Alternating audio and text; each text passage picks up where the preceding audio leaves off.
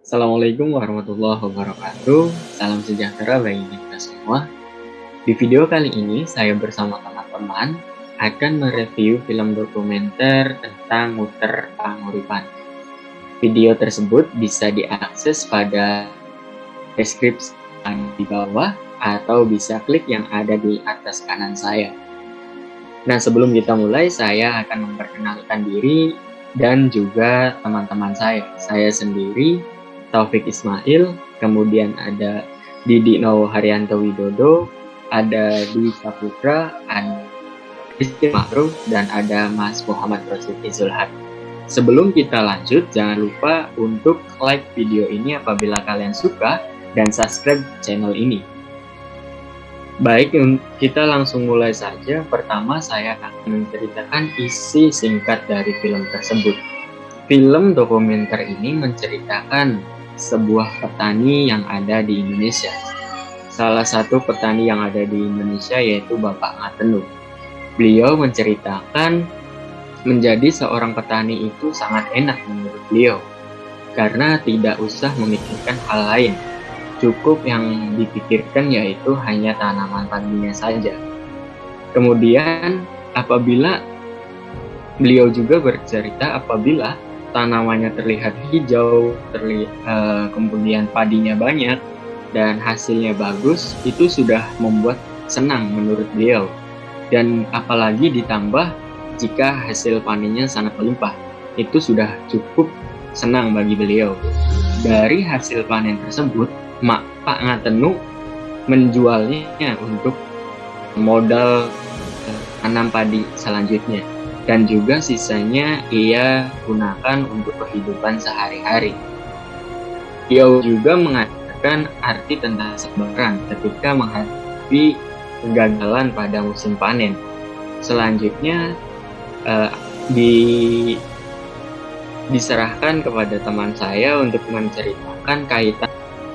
Baik, terima kasih Mas Taufik sudah menjelaskan tentang isi dari film tersebut. Nah, setelah kita mengetahui isi dari film tersebut, di sini saya akan mengaitkan isi film tersebut dengan nilai-nilai Pancasila yang ada.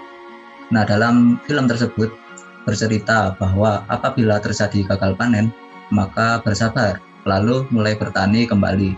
Insya Allah musim depan akan bagus. Apabila gagal, itu memang sudah diatur oleh Tuhan Yang Maha Esa. Apa yang diceritakan oleh tokoh tersebut berkaitan dengan Pancasila sila ke-1, ketuhanan Yang Maha Esa. Bapak tersebut mencontohkan bagaimana mengamalkan nilai-nilai Pancasila ke-1 dalam kehidupan bertani. Selain itu, dalam film tersebut terdapat pengamalan Pancasila sila ke-3 yang digambarkan dengan adanya persatuan dan kerukunan dalam bertani. Jadi seperti itulah kaitan antara isi film dengan nilai-nilai Pancasila. Selanjutnya akan dijelaskan oleh Mas Didi. Oke, terima kasih Mas Rosyid. Selain dari nilai-nilai Pancasila yang sudah dijelaskan tadi, kita juga perlu tahu tentang kebijakan pemerintah terhadap kesejahteraan petani di Indonesia. Nah, di sini saya akan menganalisis mengenai kebijakan tersebut. Saat ini, pemerintah sudah mulai memperhatikan masalah pertanian melalui kelompok-kelompok tani. Contohnya dengan adanya bantuan traktor untuk kelompok tani, bantuan peralatan pertanian, dan juga kartu tani untuk mendapatkan subsidi pupuk dan bibit. Dengan adanya bantuan-bantuan itu, kesejahteraan petani pun akan meningkat. Juga dilansir dari Kementerian Komunikasi dan Informasi Republik Indonesia, Presiden tingkatkan produktivitas sektor pertanian di Papua Barat. Adapun isi dari maklumat tersebut, Presiden meminta Kementerian Pertanian dan pemerintah provinsi setempat untuk dapat memaksimalkan potensi lahan pertanian dan meningkatkan kapasitas produksinya.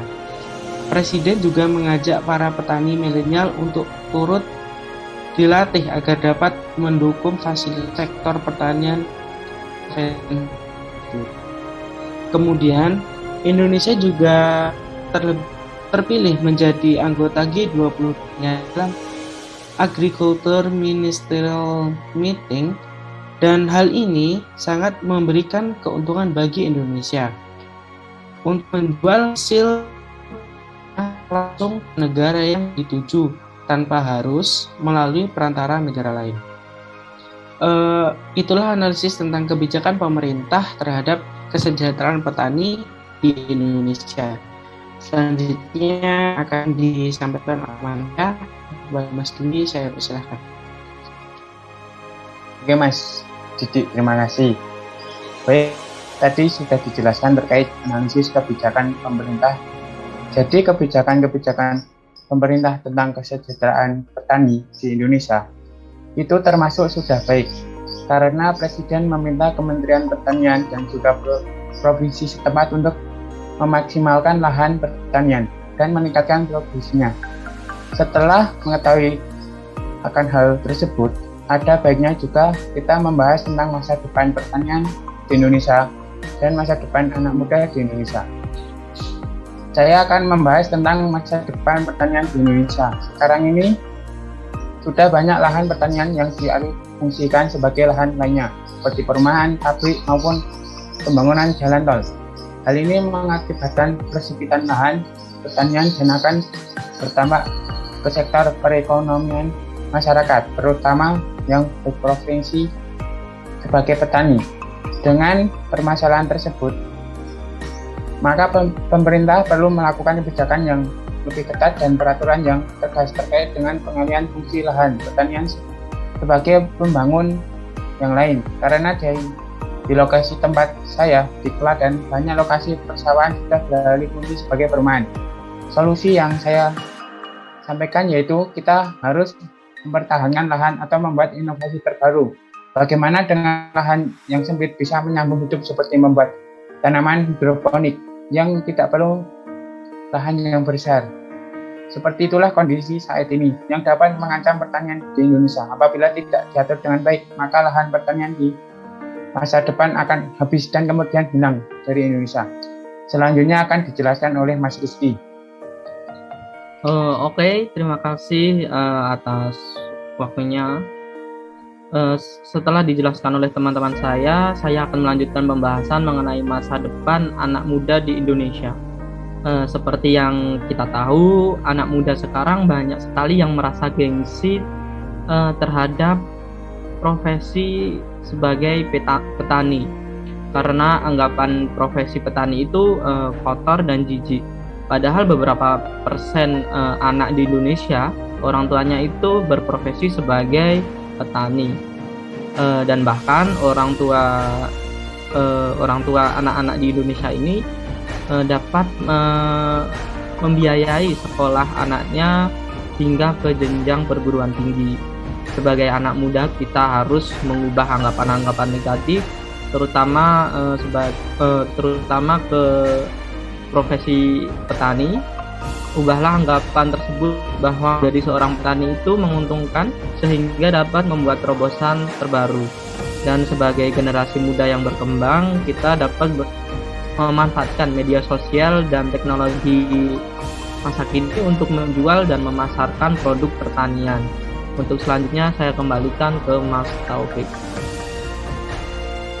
Terima kasih untuk Mas Rizky, Mas Rosid, Mas Didi, dan juga Mas Dwi yang menjelaskan tentang kaitannya film tersebut dengan Pancasila, terus kebijakan dengan pemerintah, terus solusi bagi anak muda.